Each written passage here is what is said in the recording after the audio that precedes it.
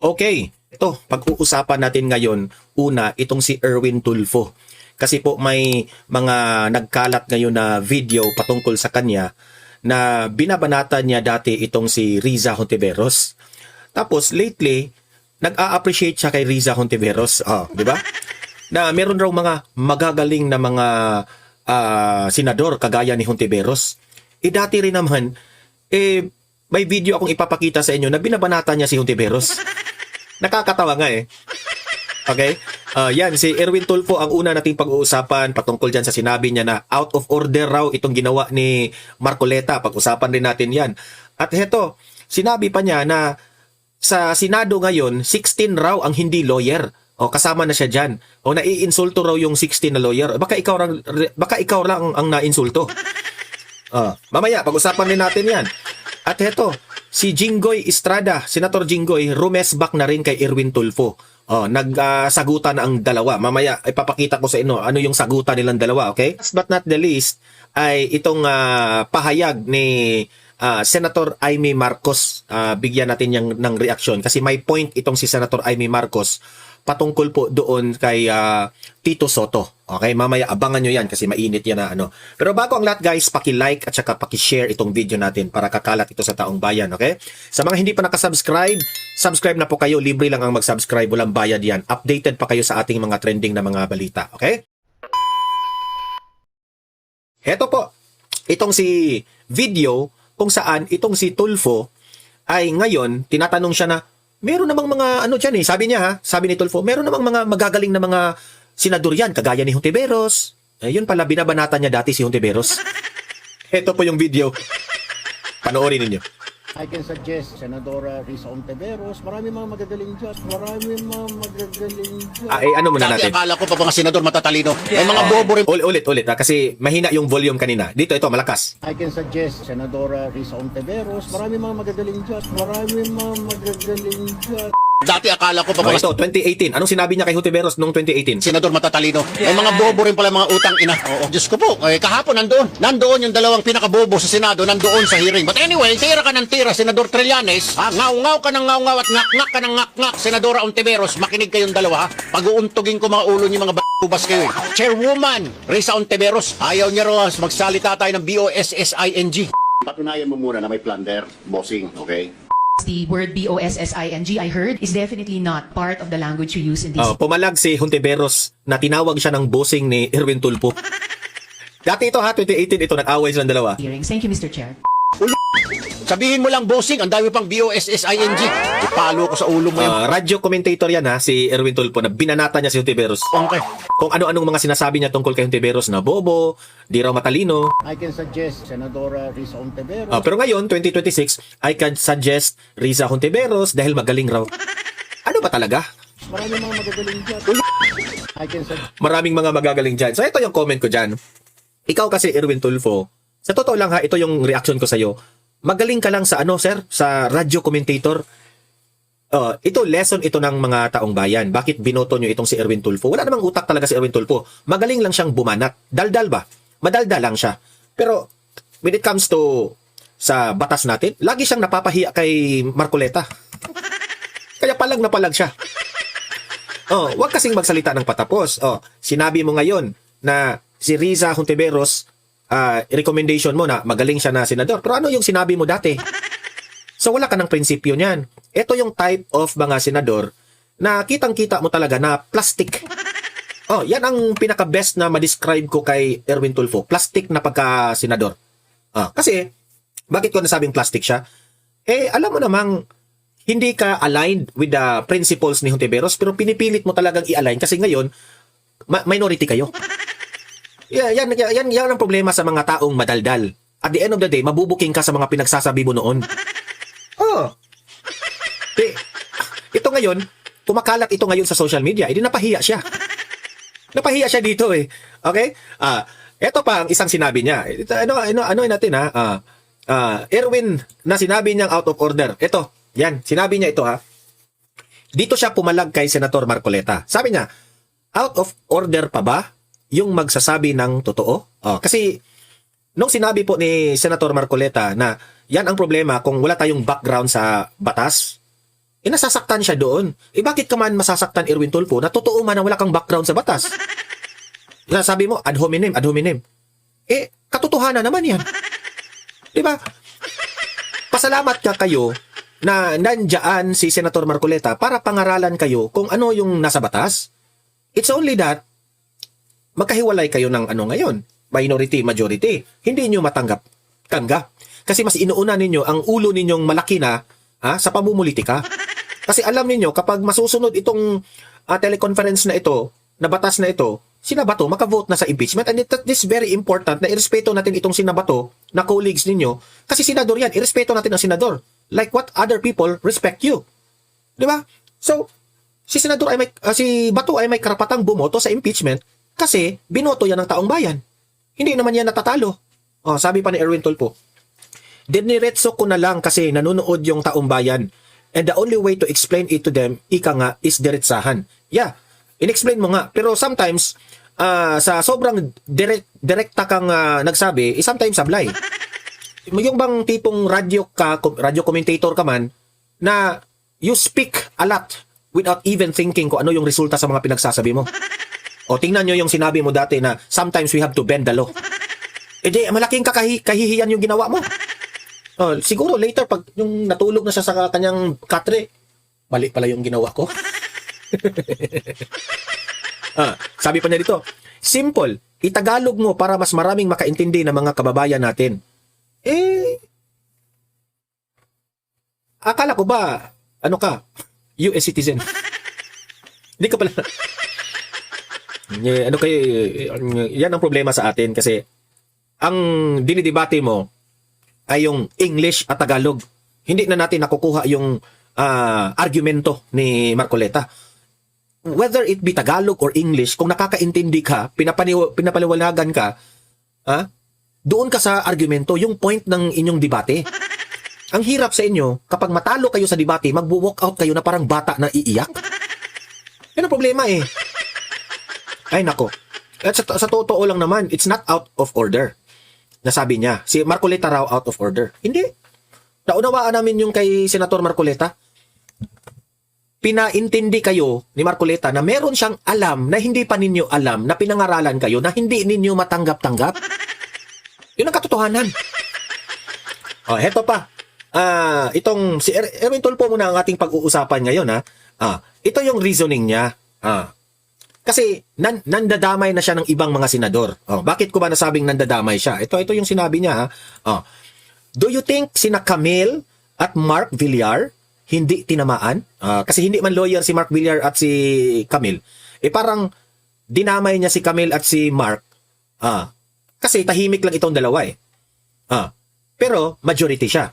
Pinare-realize siguro niya itong si Camille at si Mark para bumaliktad papunta doon sa minority. Wow ha? Alam mo, si Camille at si Mark Villar, Erwin Tulfo, hindi yan mga lawyer. Pero at least sila, marunong silang tumanggap kung ano yung mga bagong impormasyon na ini-inform po tayo ng mga lawyers dyan sa Senado. Kasi itong si Camille at si Mark Villar, hindi po ito mga matataas yung pride nila. Kung meron kang bagay na hindi mo nalalaman, be educated by the people who know. Ikaw, pinangaralan ka ni Marcoleta, ad hominem. Idamay mo pa ngayon si Camille at si Mark? Sina Bongo, Robin Padilla, hindi tinamaan? Kasi hindi raw lawyer si Robin, hindi raw lawyer si Bongo. Pero sila matalino, alam nilang umintindi. Ikaw, hindi ka pa lawyer, hindi ka pa marunong umintindi, wala na talaga, bobo ka talaga. Dinamay pa si Jinggoy, si Joel Villanueva. 16 of us are not lawyers. 16 kayong lahat na hindi lawyer, 'di ba? Pero yung 16, yung 15 noon, kasama na yung kapatid mo, yung 15 nakakaintindi kay Marcoleta, ikaw lang hindi. Ikaw lang ang nagreklamo ad hominem eh. Ikaw lang ang nagreklamo. So, wag mong idamay yung 15 senators kasi ikaw lang ang pumalag. Totoo naman si Risa Hontiveros, hindi naman yan lawyer. So meaning to say, na-real talk kayo ni Senator Marcoleta. Yan ang katotohanan. Nasaktan kayo. Hindi nyo matanggap-tanggap na meron pong pinaintindi si Marcoleta sa batas na yun. Yan ang problema kapag wala tayong background sa legal. Yan ang sabi ni Senator Marcoleta. Nasasaktan ka. Yan ang problema sa iyo eh. Heto pa. Lahatin na natin ito. Itong si Jinggoy Estrada. Pumalag itong si Senator Jinggoy dito sa sinabi ni Erwin Tulfo. Kasi nung nag-walk out sila doon sa Senado, itong si Erwin Tulfo, ito yung sinabi niya, ha, pinagpipilitan nila, ang ibig niyang sabihin, yung mga majority, pinagpipilitan raw ng majority para makaboto ang mga yun na makukulong. Ang pinatuntungkulan niya, si Bato de la Rosa, na hinahanap ngayon ng CIDG, na nagtatago raw si Bato, si Joel Villanueva, si Escudero, at si Jinggoy Estrada, na meron pong waiting na kaso sa kanila, na aarestuhin rin sila patungkol po sa corruption raw. So, 4 ito. Yan ang iyang ibig niyang sabihin na pinagpipilitan raw na makaboto itong 4 kapag makulong ito. Yan ang sabi niya, ha. Bastos itong si Tulfo. Yan ang comment ko, ha. Bastos siya. Alam mo ba kung bakit? Kasi itong si Jinggoy, si Cheese, at si Joel Villanueva, hindi pa ito nakulong.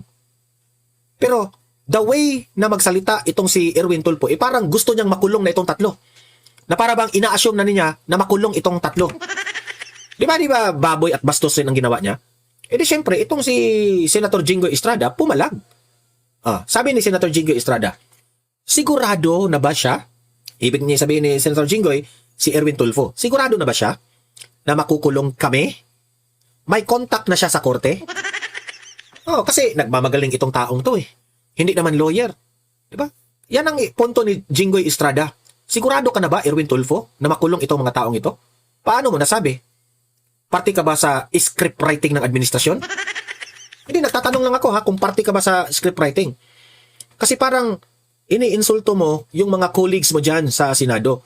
Instead, na kayong mga senador dyan, kayo mismo ang magkampihan dyan. Diba? Yung kaso nila, that is outside your debate inside the plenary. Ang punto ko dito, kahit anong mangyari, dapat magtulungan kayong lahat diyang mga senador. Kasi isang institution po kayo. You are an independent branch of government. Iba yung executive, iba rin kayo dyan sa legislative. What do I mean? Ang hirap kasi dito sa mga minority na ito, halik sa puwet ni BBM. Yan ang problema natin. Diba? You are not serving for the Filipino people, but you are serving for the bangag. Anong problema? Doon. Anong problema? Alam niyo ba kung anong problema? Wala kayong pakialam sa institusyon ng Senado. Parang ginusto nyo pa na si Bato ay huhulihin. Parang ginusto nyo pa na si Jinggoy, si Joel, si Escudero, matuluyan na silang makulong. Parang gugustuhin nyo pa. Kasi the point is, okay lang sa inyo kasi kontra kayo sa politika. Magkaaway kayo sa politika. Hindi pareha ang kulay ninyo sa politika. Hindi ganun. Diba? Pinoto kayo ng taong bayan.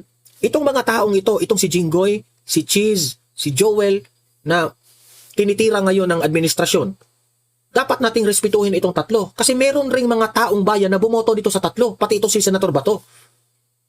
Diba? They are representing for those people who voted these senators.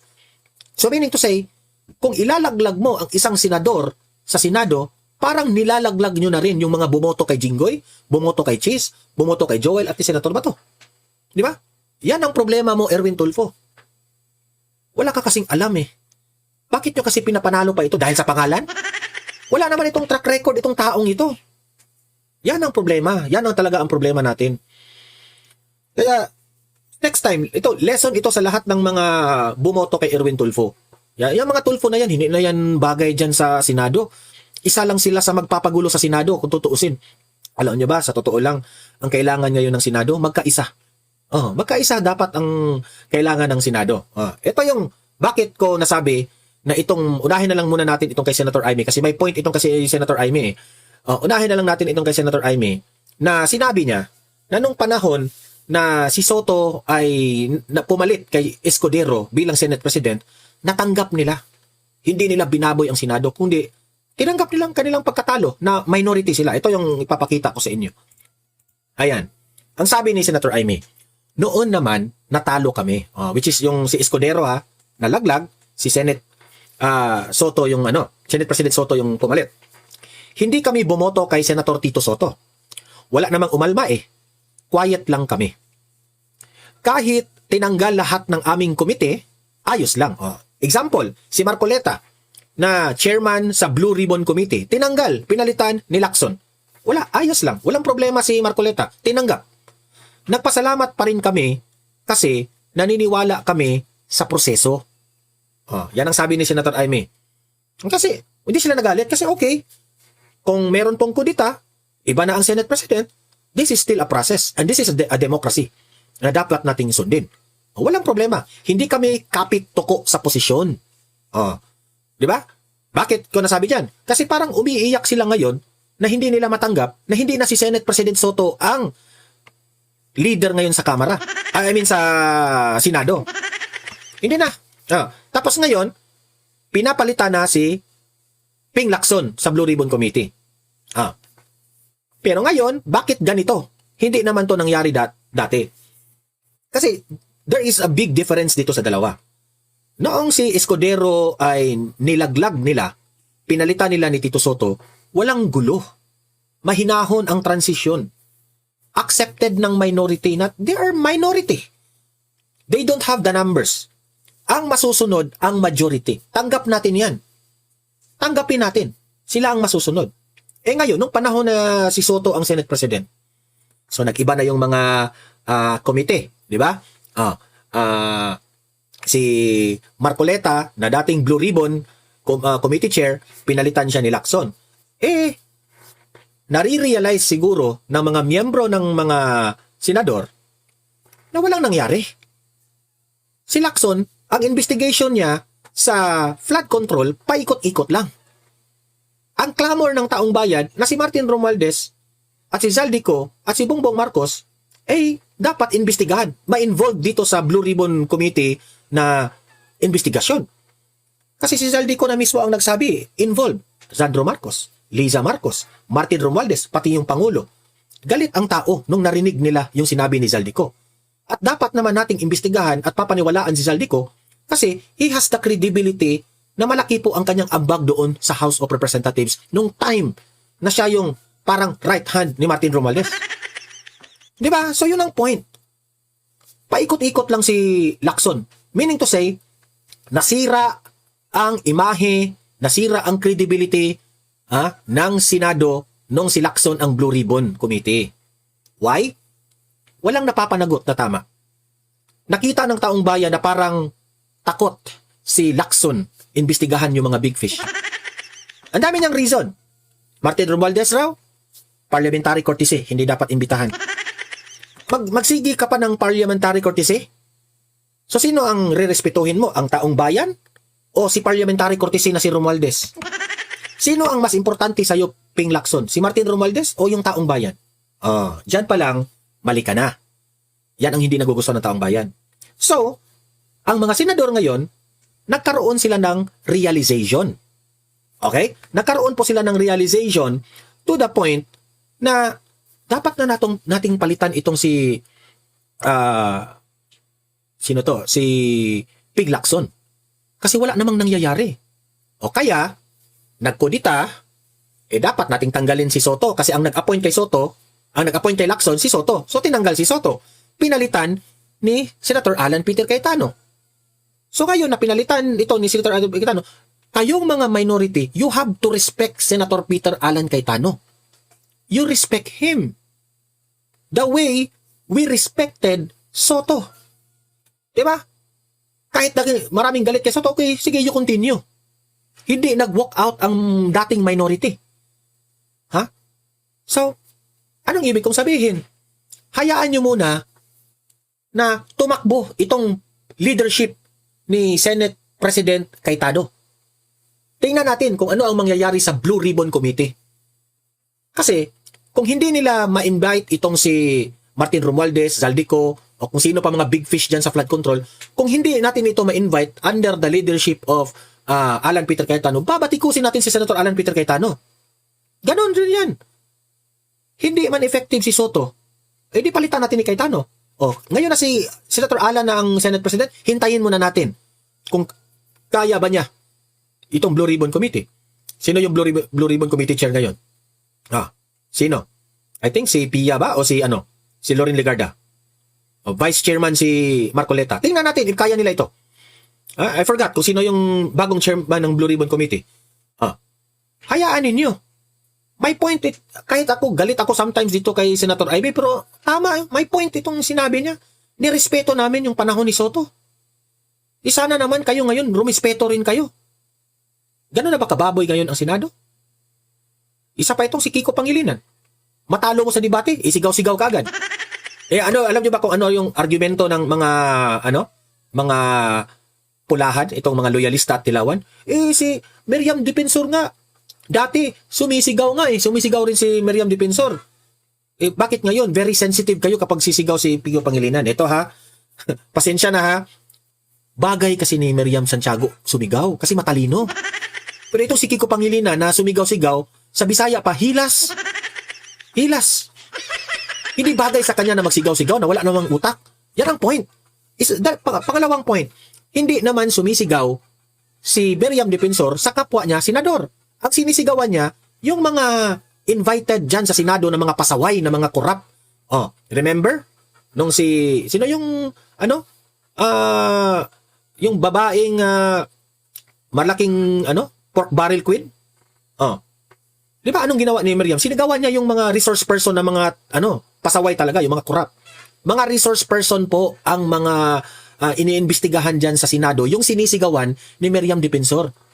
Hindi kapwa senador ang kanyang sinisigawan. Pero itong si Kiko Pangilinan. Kung siya yung mag-interrupt sa isang senador, okay lang. Pero kung siya yung nagsasalita at mayroong mag-interrupt, sisigawan niya. Di ba? Mga ano ba? Ito sina Kiko, itong sina Hontiveros, ito yung mga number 1 hipokrito dyan sa Senado. Sila yung number 1 hipokrito, sa totoo lang. Kaya ang daming galit na mga taong bayan sa kanila. Okay? So, Senator Amy, tama yung sinabi mo, no? Dapat rumispeto sila kay Senator Alan Peter Cayetano kasi noon rinespeto nyo si Tito Soto.